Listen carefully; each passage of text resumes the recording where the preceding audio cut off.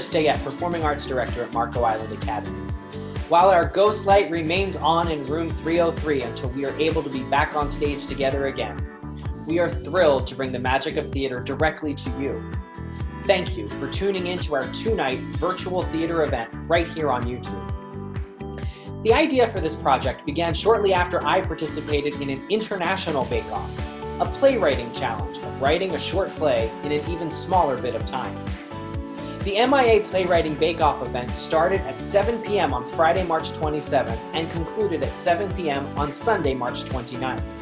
All plays had to be a maximum of 15 pages and needed to include the following ingredients: a room, a roll of toilet paper or paper towels, a communication device, a lesson learned, and a source of light.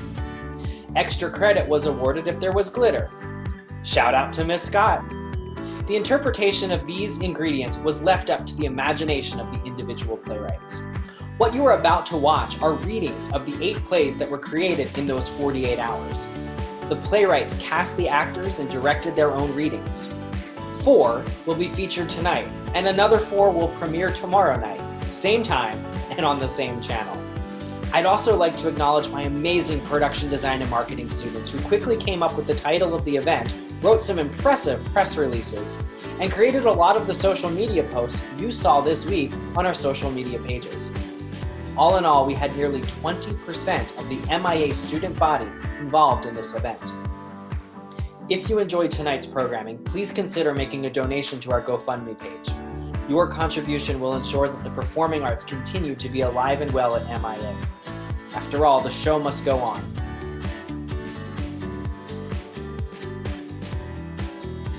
We look forward to seeing you all again very soon.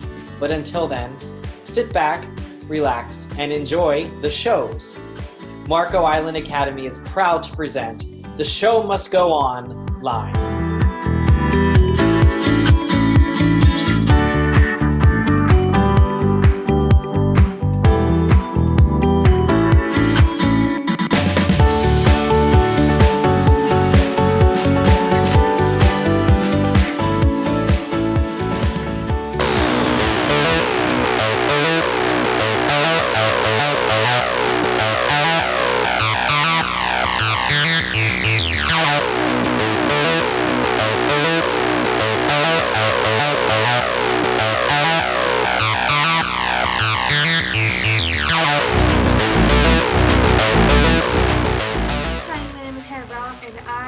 Playwright who wrote the play, just like you said.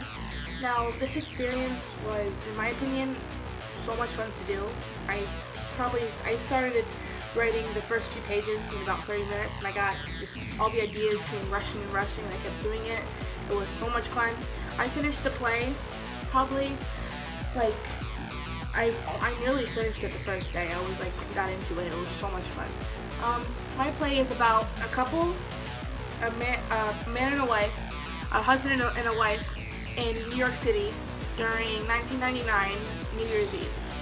It's based around the Y2K situation, so that's obviously going to create some stress and marriage problems and all that. But yeah, I like it. I had so much fun writing it. I love all the actors that I casted.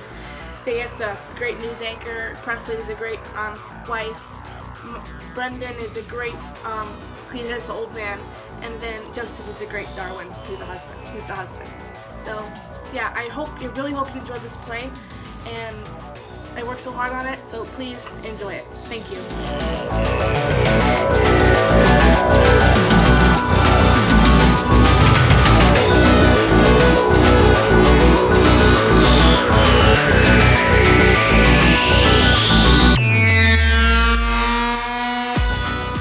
Just Like You Said by Hannah Brown. The setting is 1999 New York City, New Year's Eve. A typical 90s apartment in New York with a single couch in center stage. The kitchen is located in upstage left with a working gas stove, refrigerator, and a counter surrounded by 3 wooden bar stools. A door that leads to the master bedroom is in upstage right. Another door in the middle backstage leads to other apartments where Cletus eventually comes in. Computers are scattered across the floor in front of the couch. At Rise, Catherine and Darwin are sitting together on their couch, staring away from each other with clear looks of disgust written on their faces.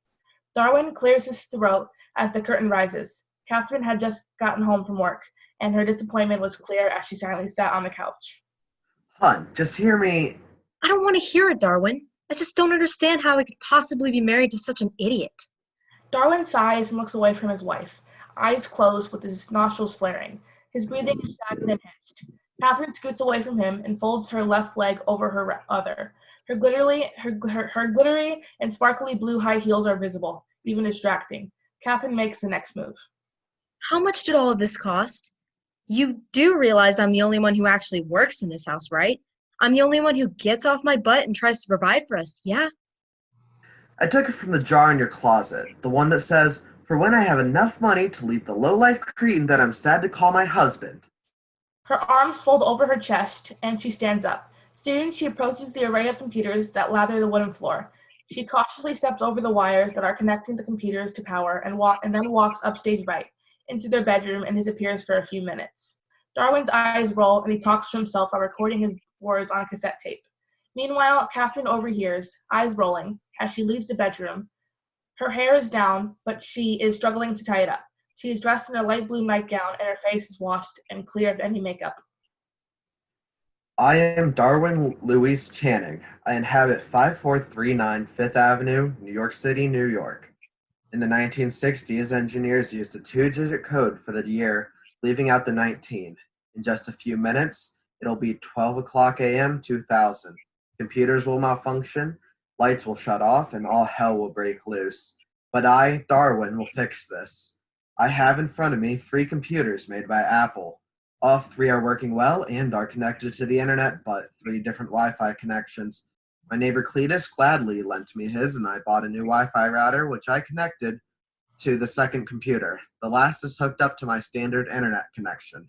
With my brains, I will solve this crisis and be known around the world. Realizing he is finished, Catherine speaks. Dang, that's what all of this is for? All of that is fake news. Only nerds and geeks like yourself actually believe it.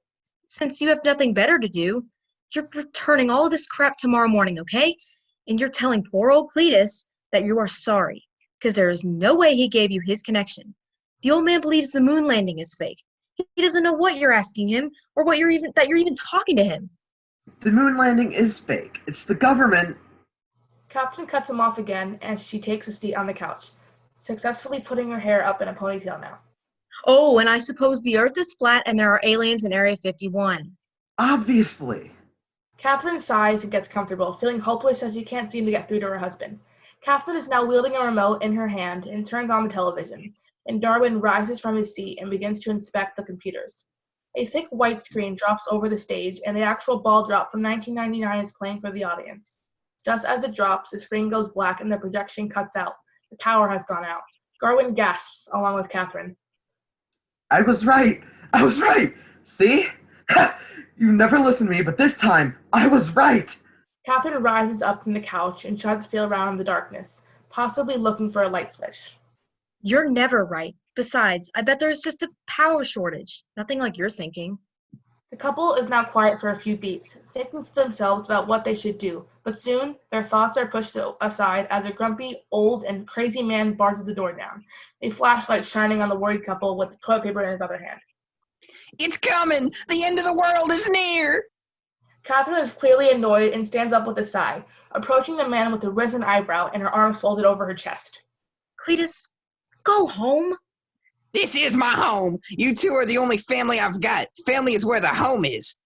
You have a family. You have a wife. Go bother her. Go home. Darwin suddenly butts in, now wielding one of the computers to the light source that Cletus is holding. Catherine gives up and makes her way into the kitchen. She checks all of the kitchen appliances to see if they work. They don't. For goodness sakes. You believe it too? Y2K, this stuff's real. Realer than real. It's the aliens! The government is aliens! They're turning the lights and computers off so we can't see what they're doing. They're smart like that. What? No, it's not the aliens, but it is the government. Man, I hate them. Because taxes aren't your go-to, or you committed tax fraud at Walmart? Honey, don't worry about all of this. Just sit your pretty little head down and relax. Cletus and I have this in the bag. What now? Who said my name? The aliens? Are you two aliens? Catherine rolls her eyes as she leaves the kitchen and crosses over to Cletus and Darwin. If you're staying, I'm taking this. Don't know why you even brought it. Cletus almost screeches and grabs the roll back from the female and shakes his head. Let me tell you something, sweetheart. You know the whole lie with the aluminum foil? Aliens can't read your mind if you wear it? That's baloney. Toilet paper is what helps. I've been carrying this stuff around ever since the Cold War in Vietnam. I've been safe ever since. Darwin is actually fascinated. Really? How could I have been so stupid? That's amazing. I could have been abducted all this time. Catherine makes her way back over to the couch and grabs the remote, trying her hardest to turn the television on. Nothing works. The woman takes a seat and sighs, resting her head in her hand as her eyes close. Y'all are giving me a migraine, so shut up. Trouble in paradise? My wife used to bicker with me ever since we got hitched. Sometimes I can still hear her sweet voice. She's still alive. I saw her this morning. Anyway, y'all shouldn't be like this during a time of crisis. You two should be loving one another and holding hands, kissing, anything like that. It's hard when I'm married to such an immature idiot who sleeps with a nightlight. What's wrong with that? I do too. Both of you, just shut up, please. The government doesn't consist of aliens. The end of the world is not coming. Y2K is fake. Catherine, shut it. Cletus and I weren't treated like babies all of our lives. We know how the world works. Trust us. Catherine scoffs with a laugh and looks back to her husband. Like babies? I grew up without a father, and my mom was too sick to even raise a finger. I had to provide for my family. I worked constantly while still keeping steady grades in school. I was never treated like that. I never even got presents for my birthday or Christmas. The Tooth Fairy and the Easter Bunny were fake from the get-go. I didn't even get to go to my own prom because I was working 24/7. And when my mom died, I met you, Darwin. You always spoke about how easy your life was, how you had everything as a kid when I didn't get crap. I was lucky to even get dinner some nights. So, no, I was not treated like a child. You were. Darwin's eyes are wide and he looks shocked, but he chooses to stay silent. Cletus is feeling sympathetic. I was a rich kid growing up. My father owned a ranch, spoiled me rotten. My mother was the one who tried to tell me to grow up, but my daddy didn't like that. I was the only son he'd got, so I was his favorite. But one day, my mama got talking and they both decided I should learn how to fend for myself. So one morning, I was awoken with a packed suitcase, and I was shipped off in '64. It was scary, being out there all alone, gunshots going off in every direction, the sound of silence when one nearly blew my ear off. I hated it when it was finally over. All I wanted to do was go back to my normal life. But my mama and daddy were divorced and the ranch was abandoned. I was all alone. No one was there for me. I was walking into town. I got a few thank yous for my service, but no one cared. They were all wrapped up in themselves, and before I knew it, before I could settle, I volunteered for Vietnam at 35. I was surprised they even took me. I just wanted to make my country proud, but that was even scarier. But again, I was lucky to even make it out alive. And here I am. I got a wife who I forget unintentionally because I'm wrapped up in stuff that I want to believe in. It makes me feel valued and important. Something I never felt when I was risking my life for this country. I was treated like a child, but I grew out of that because the world is a scary place. And the only thing that'll change is family and friends, something I hardly had. Cletus looks to Darwin. What about you? Your life growing up? Darwin takes a second to respond, but he looks to his wife, then begins to speak, taking a seat next to her on the couch. I was treated like a child. I was never given it. I was given everything I ever wanted, everything I needed. I didn't work for anything. I threw tantrums, got into fights, never really had a proper paying job. I never wanted anything more than a family because my dad said how important they were. But here he was, marrying left and right, cheating on his wives and girlfriends. He wasn't a good man. I didn't want to be like him, but now I got one. I have a beautiful wife. I have part of a family. And I don't even treat her like the goddess she is. Catherine's eyes are wide. She is stunned, almost in awe. Honey, I'm sorry. I'm not a good husband. I never was. You work days and nights for us, you cook, you clean, and I'm sitting on my ass, worthless. I never wanted to be like my daddy, but here I am. I'm sorry. I'll do better. I must do better. Catherine is in shock, and she inches closer to Darwin before resting her head on his shoulder, hand on the top of his. I love you. I love you. There's a beat, they kiss. Catherine forgives him. So what now? You think the world is really ending? No, that's all fake news.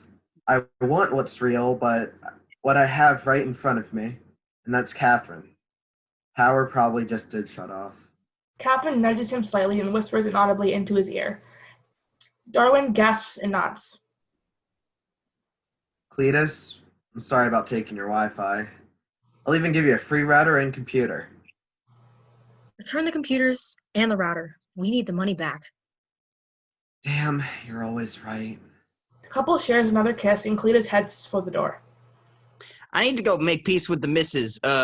Keep the toilet paper. Cletus tosses it, and Darwin catches it with a smile. Cletus leaves.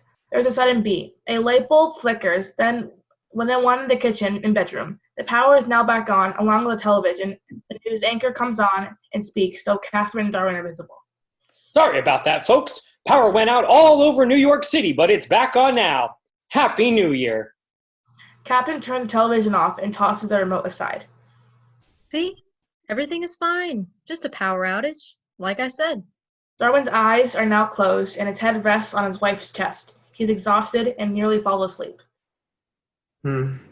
Just like you said. Curtain falls, end of play.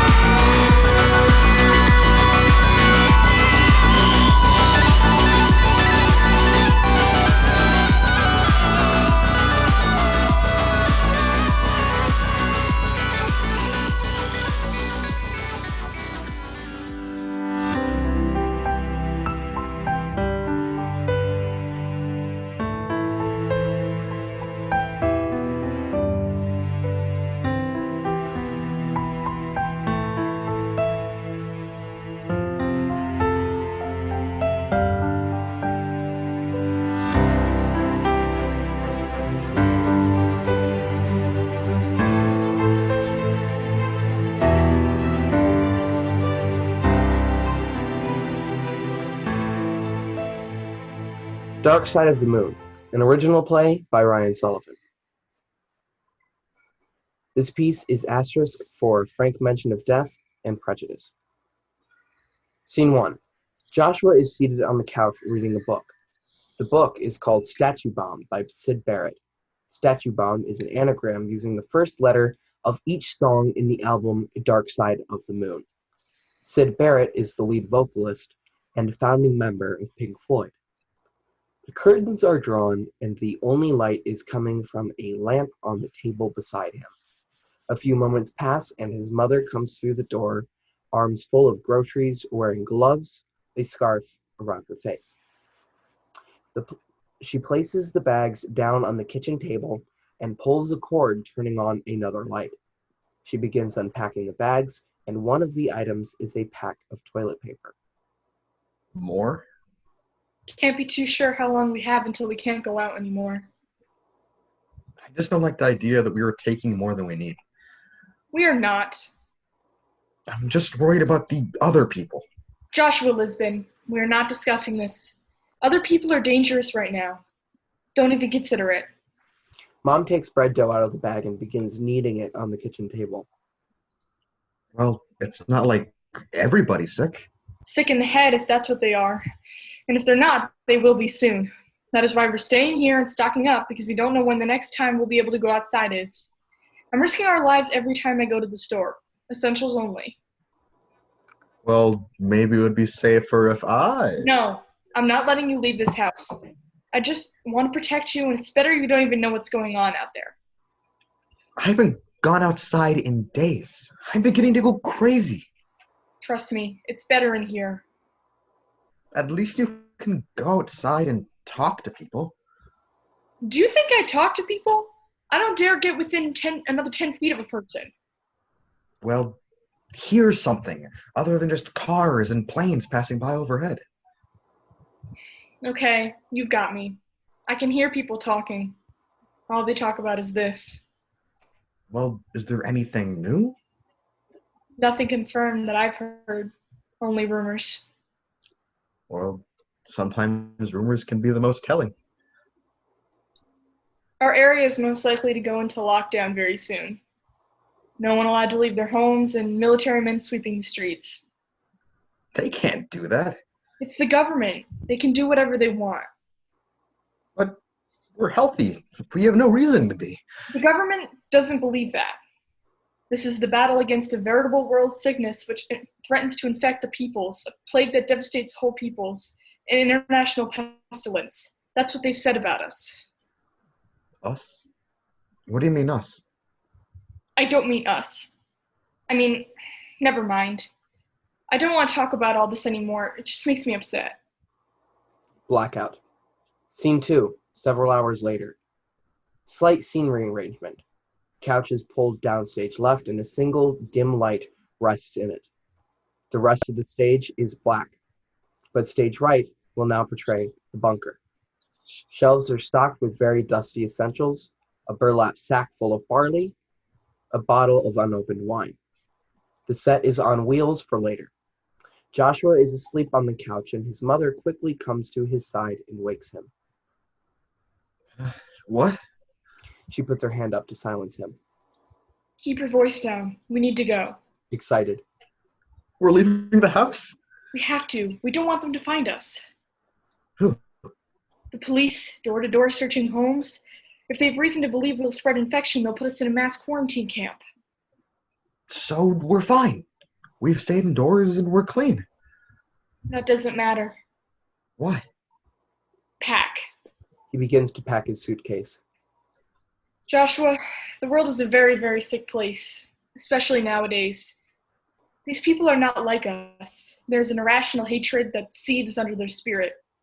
They're scared, like we all are, but fear brings out either the best or the worst.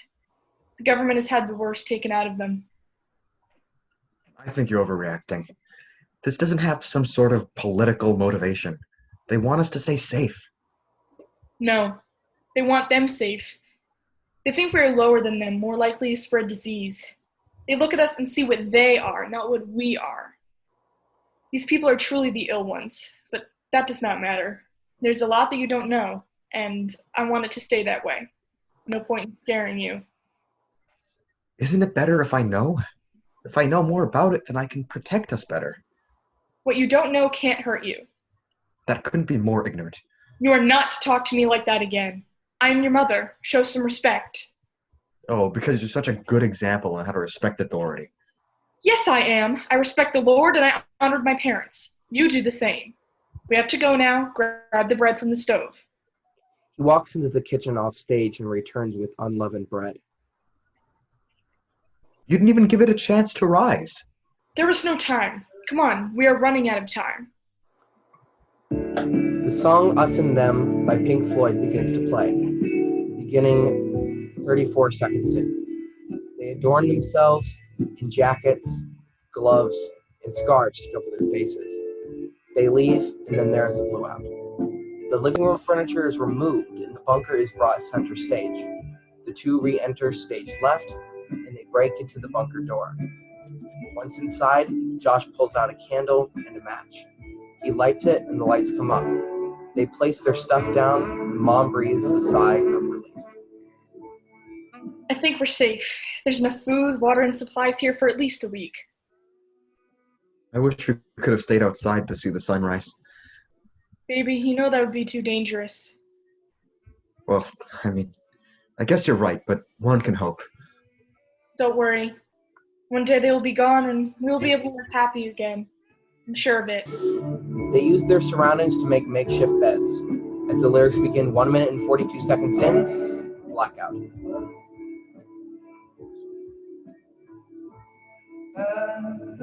Scene 3. Montage of the next 7 days. The lights come up moments later on the lyric Ordinary Men.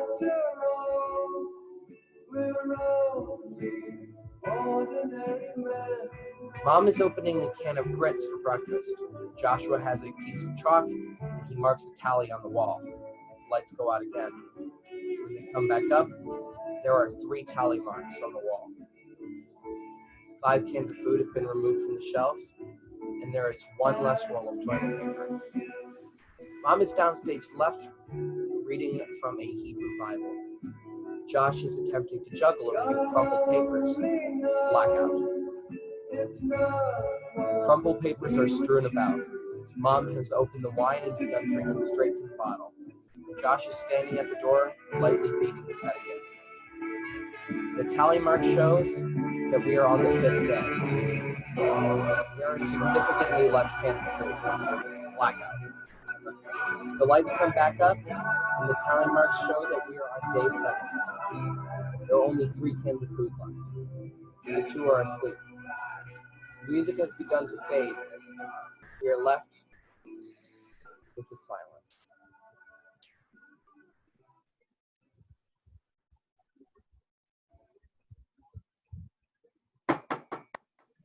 There's a knock at the door.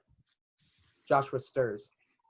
The knock returns louder and more urgent. Joshua bolts up. Someone is outside jiggling the lock. Joshua cautiously makes his way to the door. From outside, Ahoy! Is anyone out there? Joshua is breathing hard enough that he is near hyperventilating. Jericho knocks again. This finally wakes up the mom. There's a much greater fear in the mother's eyes.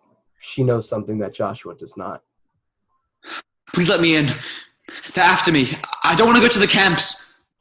Josh turns to his mother and looks as if he's about to respond. She puts her hand up to silence him. She is trembling, near tears. If you're trying to hide from me, it's not working. There are 2 sets of footprints out here. Heading indoors, not out. The mom collapses and hides her near sob into the bag of barley. I've already wiped away my footprints with my feet. They won't find us. Joshua is really contemplating opening that door. He looks to the nearly empty shelves. They're going to run out of food by tomorrow. Be kind to your fellow man. You know, today's the first night of Passover. Joshua crosses to the shelves, picking up a can of assorted salted offal, and inspects it. He turns to the door. Do you have food? Mom jolts her head up and looks to Josh. She feels as if they have just been killed. Ah, my friend, yes. I have enough to last a few days' journey. Are you sick? What? Are you in good health? Yes, I'm just very tired. Can you please let me in? You shall not oppress a sojourner.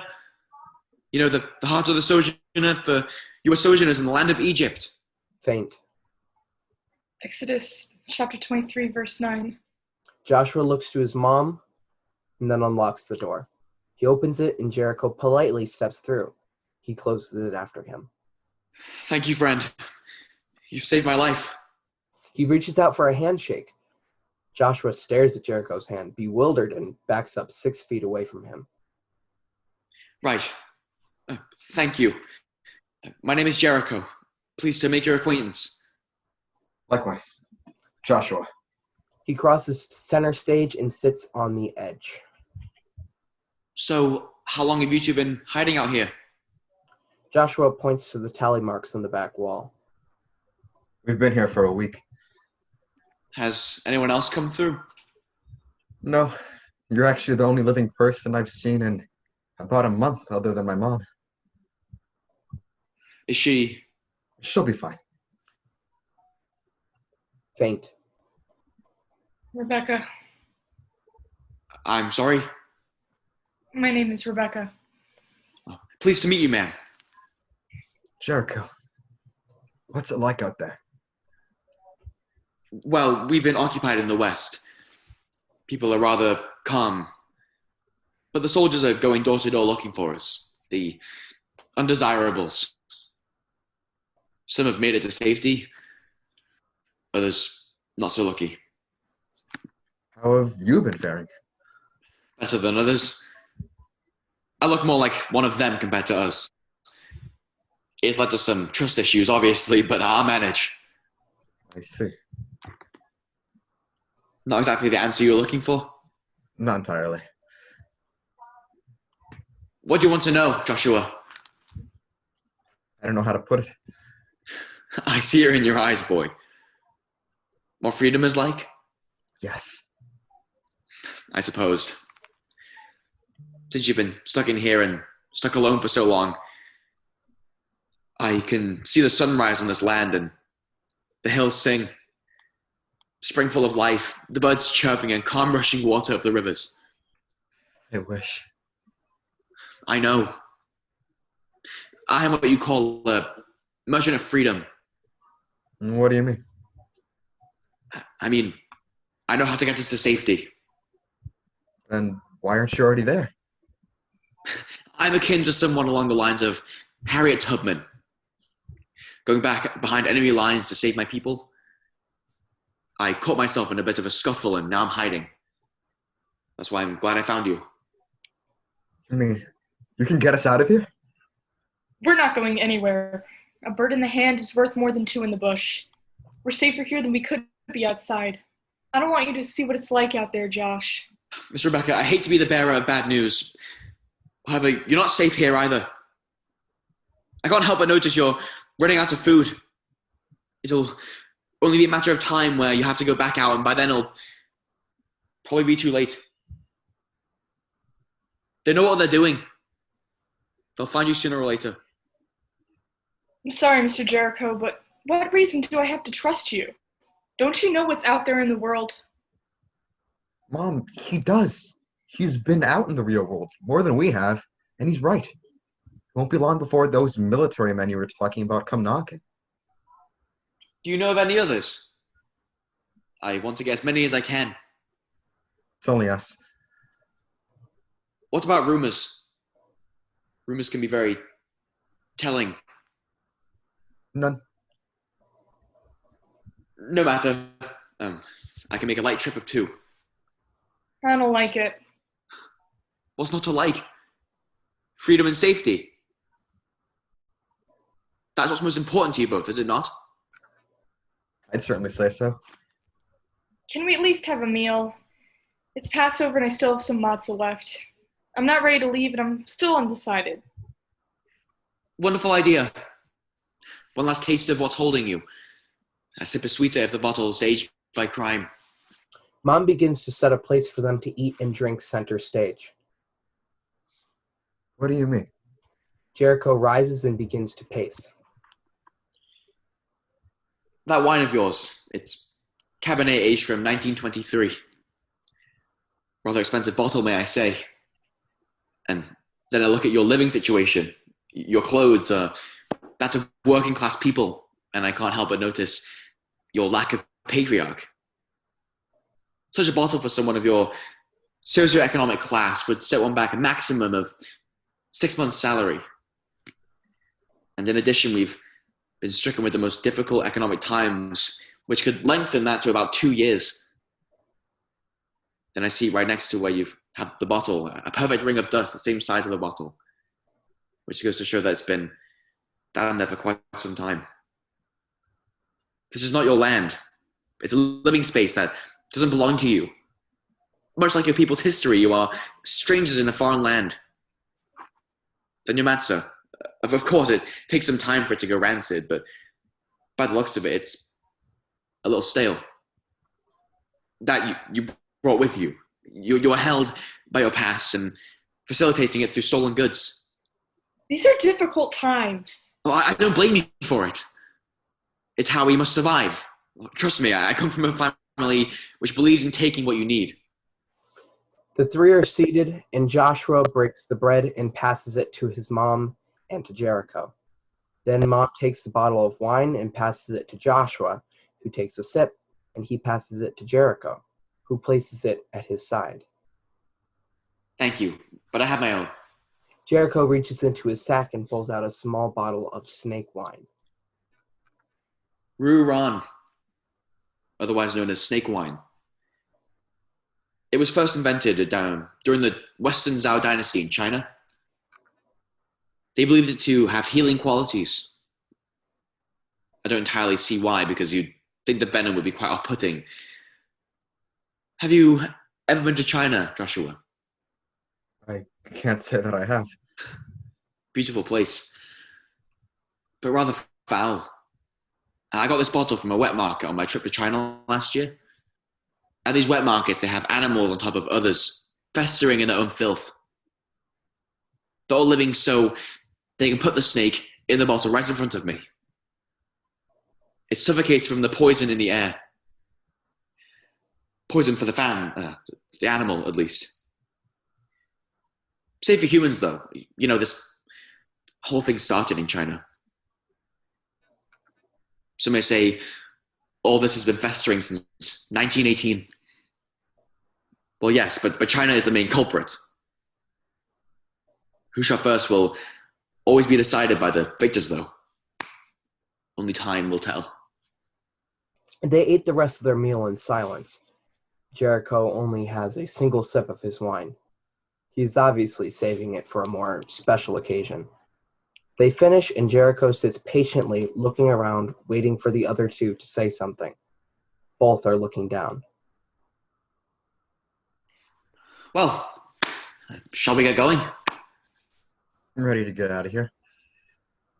No, No? I don't want you leaving, Josh. You know what, Mom? No. I'm not a kid anymore. If this is a mistake, I need to learn that for myself, but I don't think it is. I'm not staying, and I don't care what you're going to do about it. I'm not going to let you go alone. She collects what little belongings she has left and puts them in a bag. Is this what you want? Then you get what you want. We're leaving. Blackout. Scene 4. The bunker is rolled off stage and fake trees are brought in. The lights come up, white and blue. A waning crescent moon is visible in the night sky. The three traveling fugitives enter stage left. They drudge to a set of train tracks center stage. They stop and take a breather. Let's stop here and rest a minute. He pulls out a cigar and feels his pockets. Verdammt. Do you have matches? Joshua tosses him one. Danke. What? I said thank you. Oh, you're welcome. This is great, isn't it? What? Trekking through the woods, risking our lives? No. The great outdoors. Don't you feel a sense of freedom? You don't understand the gravity of our situation. Why don't you just tell me? I obviously don't know the full story. Maybe I'm too naive to put the pieces together, but I have a right to know. The boy's right, you know.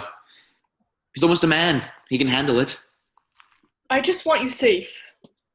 Your plan doesn't seem to be working very well. I don't understand why soldiers are coming around and arresting innocent people just because they think they're spreading some disease. I wouldn't put it that way. You don't spread the disease. You are the disease. We are done talking about this. What do you mean? They're rounding us up because we're inferior. A disease upon humanity. I'm tired of all this us and them stuff. Who are they? The sun begins to rise.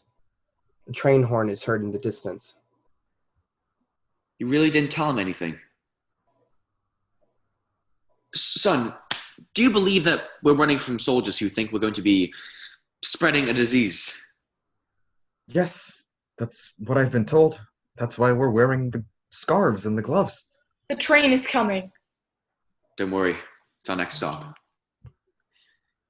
You really are naive, Joshua. And you, Rebecca. This is why I hate you people. The train horn grows louder.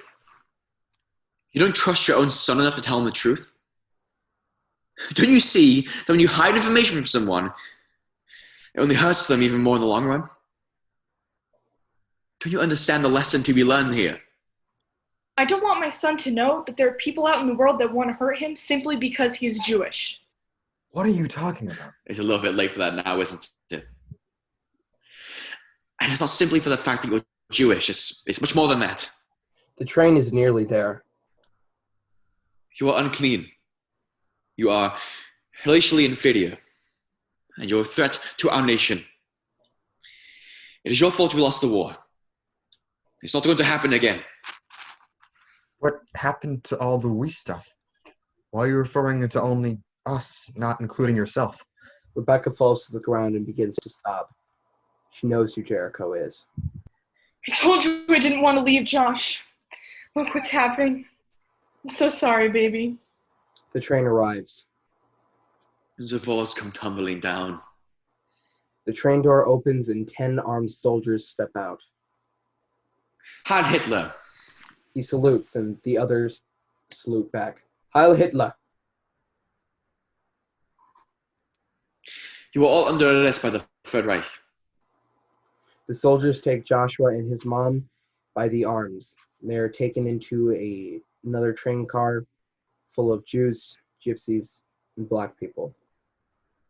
They were taken away, kicking and screaming.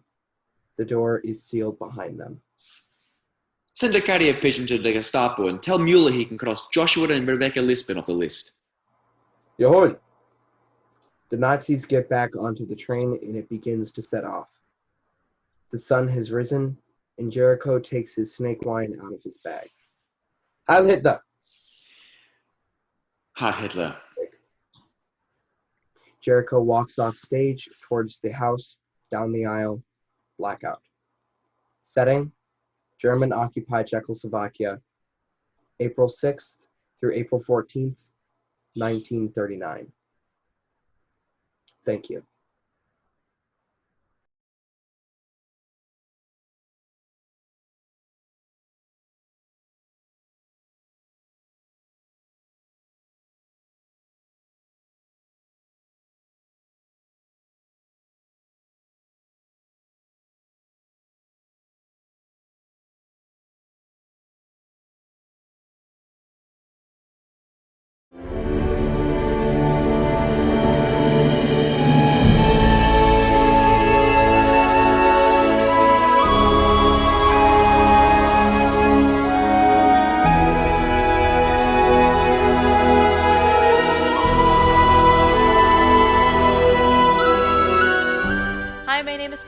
And I am the director/writer of The Prince and the Paper.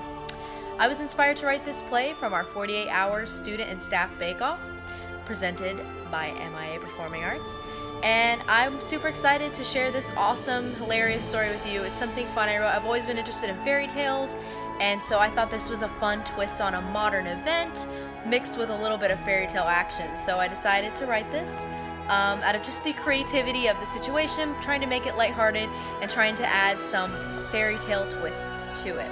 So I'm really excited to present The Prince and the Paper to you. Thank you and enjoy the show.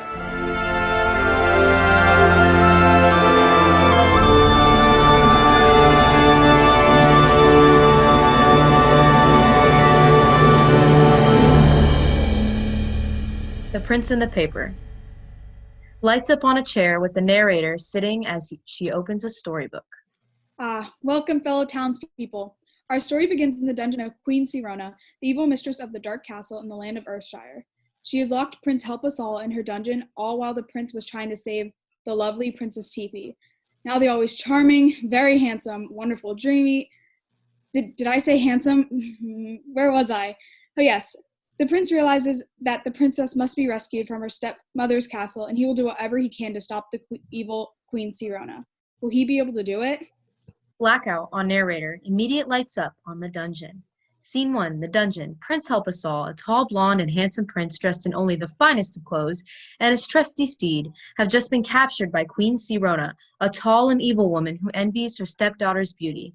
The prince was trying to rescue Princess Teepee, and has just been trapped in a dark, smelly, and cold dungeon. You simple, simple fools! What makes you think you can defeat me? I control this kingdom, and I always will. You will never get to see your precious princess or the light of day again. Queen Sirona exits with an evil chuckle. Wait! He tries to break the bars of the dungeon door, but fails. Ugh, you'll see. You'll see that you won't stop me from anything. Anything! you won't last another day in this kingdom if I can help it. He doubts himself and feels hopeless while looking at his horse. This is hopeless. We're never gonna get out of here. The prince sees a message carved into the wall of the dungeon. He crosses to it and reads the note out loud. Look beyond the gray walls of stone and you will find a phone to call your own. What? What's a phone? This is just useless. In the distance, a pigeon flutters its wings in the barred windowsill of the dungeon. There. That's it. That's the phone or whatever. The pigeon has a message tied to its foot. It says, I know the evil Queen Sirona has captured you. I am trapped within the tallest part of the door. I need you now more than ever. Love, Princess TP. The prince sends the pigeon with a note attached sending for help. The top of the castle where the Princess TP is, awaiting the arrival of her prince. Oh, how I wish to be outside where the rest of the world awaits. Here I'm left with endless amounts of toilet paper. My tiara, my dress, gosh, even my own bed is made of toilet paper. The queen enters. My sweet child, your prince won't be coming your way anytime soon. Why? How would you know? Oh, I don't have a clue. Must be lost or something. Ugh, please tell me you didn't lock him up in the dungeon. Well, it had to be done. Seriously? That's the 10th prince this month. Quit crying about it and go to your room. I am in my room. That's the only place I've ever been. Good. Then it looks like you'll be just fine. The queen exits and Princess sits in her room upset by her window. The pigeon flies through the window where the princess was looking out, and she reads the note. A note. Let's see what it says. Good day, Princess TP. I am Prince Help Us All, and I was on my way to rescue you when I was captured by Queen Sirona. Please send help. She thanks the pigeon and goes to find her secret weapon, glitter. It might be glitter from the fairies. Should keep the evil queen away. She breaks the glass and grabs the ball of glitter. Here goes nothing. She finds her evil stepmother sleeping and dumps glitter on her. The glitter will send the queen into an eternal sleep. She runs to the dungeon and saves her own prince. My lady, now we can be together. How did you manage to rescue me? Just a modern-day princess rescuing her own prince with help of the emergency glitter that the fairies left for, well, emergencies. There, I see the light. We've got to follow it and get out of the dark castle. By the way, you don't happen to have any spare toilet paper, do you? Of course. Princess TP hands him a roll and as he unravels it and uses it to lasso the tops of the castle in order to get out of the dungeon. Got any more toilet paper that I could have?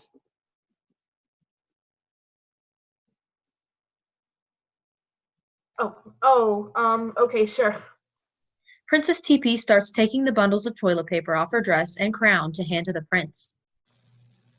I think I've learned a valuable lesson here. And what's that?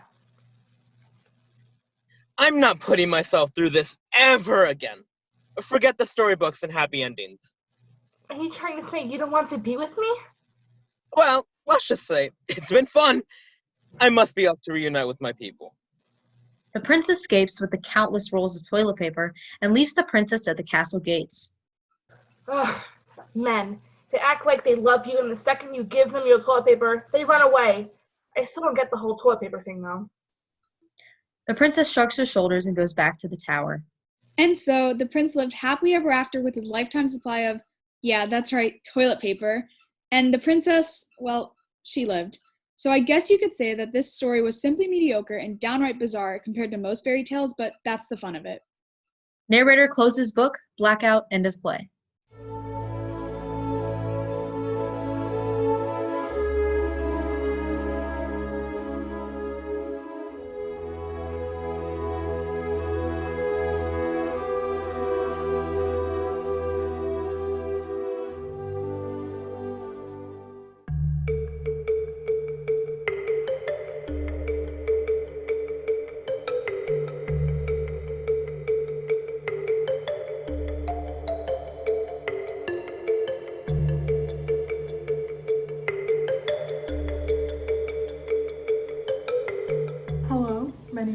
Latender, and I'm about to present my play, Not a Kid Anymore. This piece is not asterisked for anything, so feel free to sit back and enjoy it. When it comes to the process for making this, most of my normal process for writing didn't apply. I normally get inspired by a certain set of songs, and then I use that as my fuel for whatever I need to go on with, but nothing really stuck out to me this time, and I'm kind of just like, you know what, I have an idea, I'll just write it. I don't need any outside assistance. So I wrote it in probably 3 hours. So I really hope you enjoy, even though it's short, and I hope you like the message.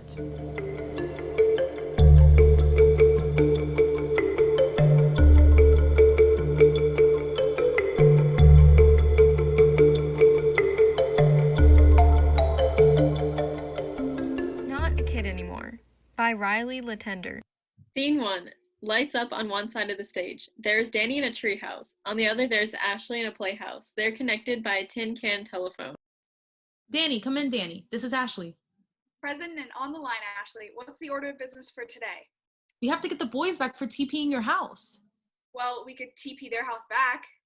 I don't want to stoop down to their level. So we'll go a step farther. When they're pulling it down, we'll hit them with their sprinkler system. I don't know if that will work. I think it definitely will. Any other ideas? We could glitter bomb them. Yeah, let's stick with the first one. Meet me at 5 by my gate. Over and out. All right. They leave their respective playhouses and exit. Scene 2. The next day, they each enter their playhouses again and pick up their side of the phone. Ashley, come in, Ashley. This is Ashley. How come our plan didn't work? I thought it was foolproof. I did too. We'll just have to think of something else. Maybe we'll just go to their treehouse and bother them? But we need something more to do than just bothering them. We can mess with their light. They have a lamp in there connected to their garage. So you're telling me we can just unplug it? Yeah, maybe we can take the cords and hide them somewhere. We can't hide them in our houses. We'll have to put them somewhere no one is expecting. The bushes by the lake. No one ever goes there. You're right. Let's do it. Meet you there in 5 minutes. Over and out. Over and out. They exit their respective playhouses. Scene 3. The next day, they enter their playhouses again. Ashley has a lamp. Behind Danny is a mysterious figure lurking in the darkness. Ashley, come in, Ashley. I'm here. They're trying to get the lamp. Hold on, you had to take it? Yes, the bush monster was going to eat it. Okay, I'll be over in a minute. Hurry, they're trying to get in here. I will. Danny tries to leave, but the mysterious figure grabs her shoulder. Blackout. Scene 4. Lights up. The next day, Ashley is in her playhouse, but Danny is nowhere to be seen. Danny, come in, Danny. Oh, what's the use? You're clearly mad at me. You didn't come to help me. They took the dang lamp back. Just why? What did I do, Danny? How did I mess it up this time? Oh, so you're giving me the silent treatment now. I see how it is. I thought we were a team, Danny. Ashley pauses before exiting again. Scene 5. Ashley enters one last time to her playhouse 2 weeks later. Danny, come in, Danny. I guess this is it. No one knows where you are, so you aren't mad. I'm sorry. What happened? You were up here 1 minute, then you were gone. Who did this to you? I don't know why I'm expecting to hear something. I'm obviously not going to. You aren't here. Please just come home. Your mom misses you. I miss you. Even the boys down the street hung up lost flyers on the telephone poles. They didn't choose a flattering picture, though. Come home. Please, Danny. Ashley leaves the playhouse. Blackout. Suddenly. Hello? End of play.